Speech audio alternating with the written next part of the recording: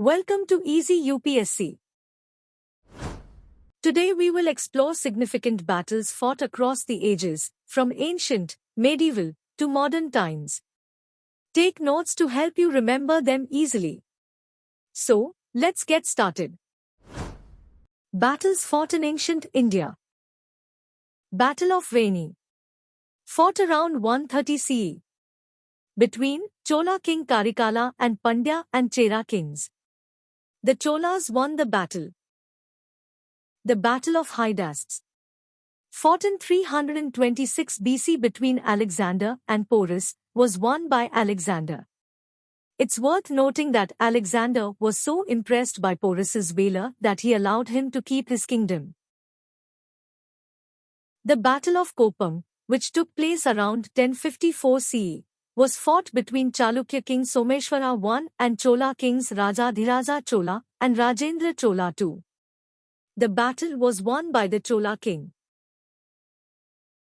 The Battle of Maski, occurring between 1019 and 1020 AD, was fought between the Chalukya Empire and Jaisimha II. The Chalukya Empire emerged victorious in this battle. The Kalinga War, fought in 261 BC between Maurya king Ashoka and Kalinga, resulted in victory for the Maurya king. It is remembered as one of the most devastating conflicts in human history, with a large number of casualties on both sides. Overwhelmed with remorse, Ashoka took a vow of non-violence and embraced Buddhism. Now, let's delve into the battles that shaped medieval Indian history. The First Battle of Tarain, which took place in 1191 AD, was fought between Sultan Muhammad Ghori and Prithviraj Chauhan, and it was won by Prithviraj Chauhan. The Second Battle of Tarain occurred in 1192 AD and was fought between Sultan Muhammad Ghori and Prithviraj Chauhan. This time, it was won by Sultan Muhammad Ghori. The Third Battle of Tarain, fought in 1216 AD, was between Shamshuddin Iltutmish and Yaldoz Shamshuddin, and it was won by Iltutmish. The First Battle of Panipat, which took place on 21 April 1526, was fought between Ibrahim Lodi and Babur, and it was won by Babur. Notably, it marked the earliest instance of the use of gunpowder firearms and field artillery in Indian history. The Battle of Khanwa in 1527 AD was fought between Babur and Rana Sanga, with Babur emerging as the victor. As a result of this battle, Babur was honored with the title of Ghazi. The Battle of Chanderi, occurring on 20th January 1528, saw the clash between Rajput forces and Mughal forces led by Babur, resulting in victory for Babur. The Battle of Ghagra, fought in 1529 AD, witnessed the conflict between Babur and Sultan Mahmud Lodi, an Afghan, with Babur emerging as the victor. Notably, this marked Babur's third significant triumph, solidifying the Mughal Empire's dominion over India and establishing it permanently. The Battle of Chausa, taking place on 26 June 1539, was a clash between Mughal Emperor Humayun and Sher Shah Suri, resulting in victory for Sher Shah Suri. Notably, this battle marked Sher Shah's ascension as the Emperor of India, effectively ending Mughal rule in the country. The Second Battle of Panipat, occurring on 5 November 1556, saw the clash between the forces of Hemu and Akbar, with the Mughals emerging as the victors. The Battle of Haldighati in 1576 AD was fought between Maharana Pratap and the Mughal Emperor Akbar, led by Man Singh, and it resulted in a victory for the Mughals. The Battle of Goa, fought between the Portuguese and Dutch in 1638 to 1639, ended with a victory for the Portuguese. The First Carnatic War, fought between English and French forces from 1744 to 1748, resulted in the Treaty of Aix-la-Chapelle. The Treaty of Aix-la-Chapelle was a peace treaty signed in 1748, ending the War of the Austrian Succession, and it had implications for the territorial and colonial disputes between the English and French in India during the First Carnatic War. The Second Carnatic War, waged between English and French forces from 1748 to 1754, concluded with the signing of the Treaty of Pondicherry. The Treaty of Pondicherry, signed in 1754, marked the end of the Second Carnatic War and defined the territorial and colonial settlements between the English and French in India during this conflict. The Third Carnatic War, fought between English and French forces from 1756 to 1763, led to the signing of the Treaty of Paris. The Treaty of Paris, concluded in 1763, marked the end of the Third Carnatic War and had far-reaching consequences for colonial holdings in India. It established that several French territories in India would be ceded to the British, solidifying British dominance in the subcontinent. The Battle of Vandivash, fought on 26 January 1760 between the British and the French, ended with a victory for the British. This battle was a significant event during the 7 Years' War, and the British victory played a crucial role in securing British control over South India and weakening the French presence in the region. The Third Battle of Panipat, fought on 14 January 1761 between the Maratha Empire and the Durrani Empire of Afghanistan, ended in victory for the Durrani Empire. This battle was a significant conflict during the decline of the Mughal Empire and marked a turning point in Indian history. The Durrani Empire, led by Ahmad Shah Durrani, also known as Ahmad Shah Abdali, defeated the Marathas. The battle had a profound impact on the political landscape of India, weakening the Marathas and allowing the British to gradually expand their influence on the subcontinent. The Battle of Buxar, fought on 22 October 1764 between the East India Company and the alliance of Mir Qasim, Shah Alam II, and Shahjaud-Daula, ended in victory for the British East India Company. The Treaty of Allahabad, signed in 1765, was the result of this battle. It marked a significant turning point in British-Indian relations as it granted the East India Company the Diwani rights over Bengal, Bihar, and Orissa, effectively consolidating British control over these regions and setting the stage for their future dominance in India. The First Anglo-Mysore War, fought between Mysore and the East India Company from 1767 to 1769, concluded with the signing of the Treaty of Madras. The Treaty of Madras, signed in 1769, was an agreement that ended the First Anglo-Mysore War. Under the terms of the treaty, both parties agreed to return territories and prisoners to each other, effectively restoring the status quo before the war. It marked a period of relative peace and stability in their relations, which would be tested by later conflicts. The First Anglo-Maratha War, taking place between the British East India Company and the Maratha Empire from 1775 to 1782, ended with victory for the Marathas. During the conflict, the Treaty of Surat was signed in 1775, but it didn't lead to a lasting resolution. The more significant Treaty of Salbai, signed in 1782, marked the formal conclusion of the First Anglo-Maratha War. This treaty restored the status quo, with territorial adjustments, and provided for mutual assistance in case of external threats. It set the stage for a period of relative peace between the British and the Marathas until renewed hostilities in the Second Anglo-Maratha War. The Second Anglo-Mysore War, waged between Mysore and the East India Company from 1780 to 1784, was concluded with the signing of the Treaty of Mangalore. The Treaty of Mangalore, signed in 1784, ended the conflict and aimed at restoring the status quo. Under the terms of the treaty, both parties agreed to return territories and prisoners. It marked a temporary cessation of hostilities and a return to peaceful relations, which lasted until the outbreak of the Third Anglo-Mysore War. The Third Anglo-Mysore War, which took place from 1790 to 1792, saw conflict between Mysore and the East India Company.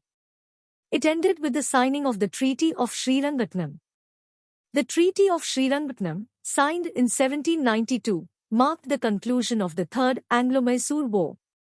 Under this treaty, Tipu Sultan, the ruler of Mysore, ceded half of his territories to the British East India Company and had to pay a large sum in indemnity. It significantly weakened Mysore's power and established British dominance in southern India. The Fourth Anglo-Mysore War, fought in 1799 between Mysore and the East India Company, resulted in the subjugation of Mysore by the British. In this war, the British, led by General Sir Arthur Wellesley and later Governor-General Richard Wellesley, defeated Tipu Sultan, the ruler of Mysore, and took control of the region. As a result, the British took over significant portions of Mysore's territory, marking the end of Mysore's independence and solidifying British dominion in southern India. The Second Anglo-Maratha War, taking place between the East India Company and the Maratha Empire from 1803 to 1805, ended with victory for the East India Company. This conflict resulted in a series of treaties. Treaty of Devgaon, signed in 1803, this treaty was made between the East India Company and the Bhonsle rulers. It resulted in territorial adjustments and marked the beginning of a British-Maratha alliance against the Peshwa Bazi Rao II. Treaty of Surjangaon, also signed in 1803, this treaty was between the East India Company and the Scindia rulers, allies of the Marathas. It aimed to secure their support against the Peshwa. Treaty of Rajghat, in 1805, this treaty was concluded with the Peshwa Bazi Rao II, who had led the Marathas in the conflict. It resulted in significant territorial losses for the Peshwa and marked his virtual subjugation to the British. Treaty of Basin, this treaty was signed in 1802 but is related to the Second Anglo-Maratha War. It was made between the British and the Maratha rulers and included provisions for British protection and influence over Maratha territories. These treaties collectively redefined the political landscape of India, with the East India Company gaining control over vast Maratha territories and establishing its dominance over the Indian subcontinent. The Third Anglo-Maratha War, waged between the East India Company and the Maratha Empire from 1817 to 1818, ended with victory for the East India Company. The conflict concluded with the signing of the Treaty of Mandsaur in 1818. The Treaty of Mandsaur marked the formal end of the Third Anglo-Maratha War and established British dominance over the Maratha Empire. Under its terms, the Maratha rulers ceded large portions of their territories to the British, effectively ending Maratha independence. This war marked a significant step in the consolidation of British control over India.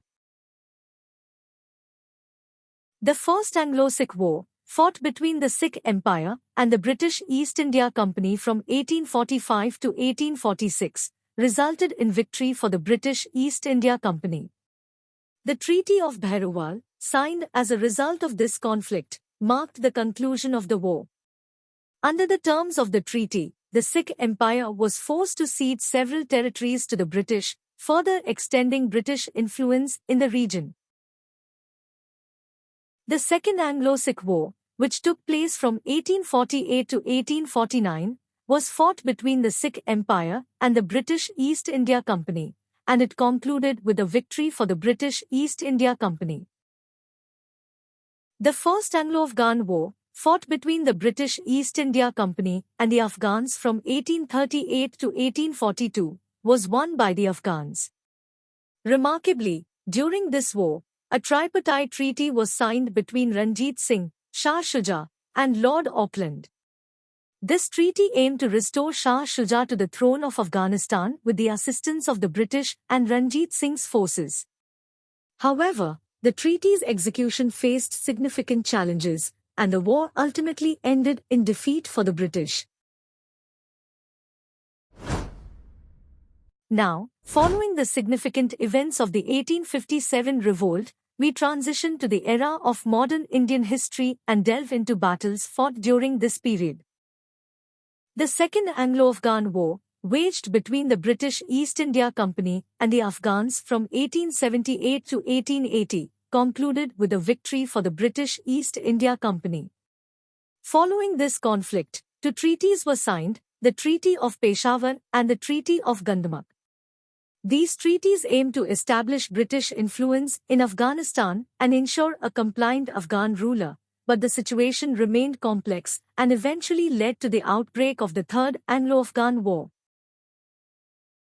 The First World War, fought from 1914 to 1918, involved an alliance consisting of Britain, France, Russia, Italy, and the USA against Germany, Austria-Hungary, the Ottoman Empire, and Bulgaria.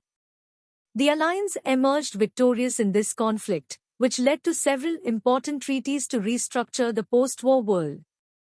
Treaty of Versailles, signed in 1919, this treaty dealt with Germany and played a crucial role in shaping the post-war settlement. Treaty of Saint-Germain-en-Laye, also signed in 1919, this treaty was with Austria-Hungary and aimed to reorganize the former empire. Treaty of Lausanne, this treaty, signed in 1923, addressed the Ottoman Empire's successor state, Turkey. Treaty of Trianon, signed in 1920, this treaty concerned Hungary, which was part of the Austro-Hungarian Empire. These treaties collectively reshaped the geopolitical landscape of Europe and the world, marking the end of the First World War and the beginning of a new era. The Third Anglo-Afghan War, taking place in 1919, saw conflict between the British East India Company and the Afghans, which was won by the Afghans. The Treaty of Rawalpindi, following this war, reshaped the relationship between Afghanistan and the British, granting Afghanistan independence and recognizing its sovereignty. The Second World War, fought from 1939 to 1945, involved a global conflict with the major Allied powers, including Britain, the United States, the Soviet Union, France, and others, facing off against the Axis powers, mainly Germany, Japan, and Italy.